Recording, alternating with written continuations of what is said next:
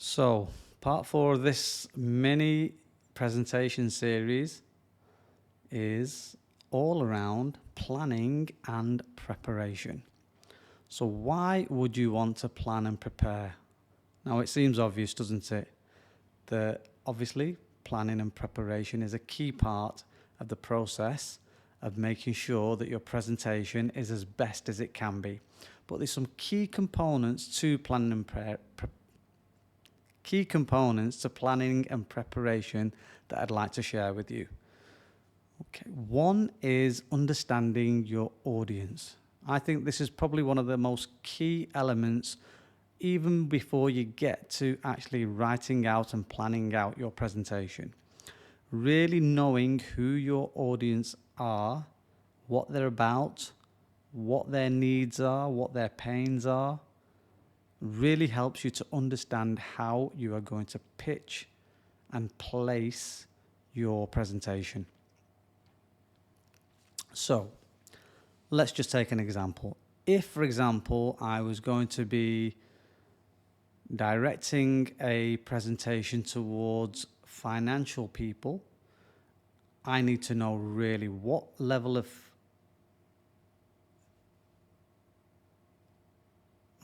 they are in the organization and what kind of information they may already be privy to and what kind of information they would like to receive.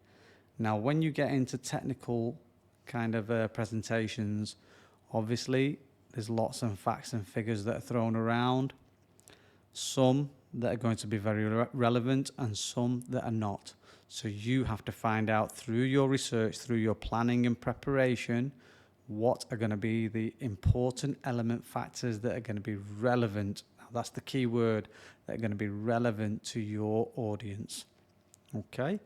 Not what you think is relevant, but what they think is relevant. And there's a big difference there.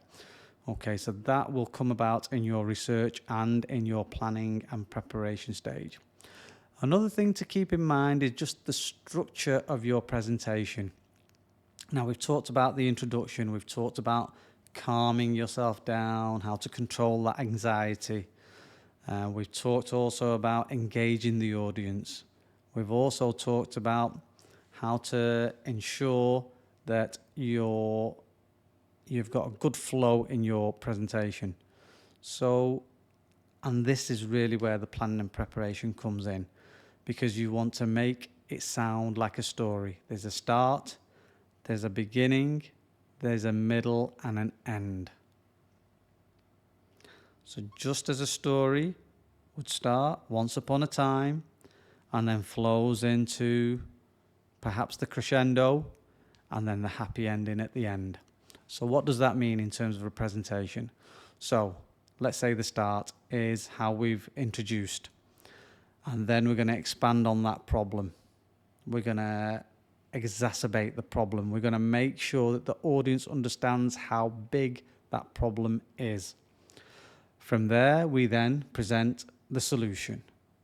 Okay? And at the end, this is really key. At the end, we want to summarize, just like I've been doing throughout this little mini-series.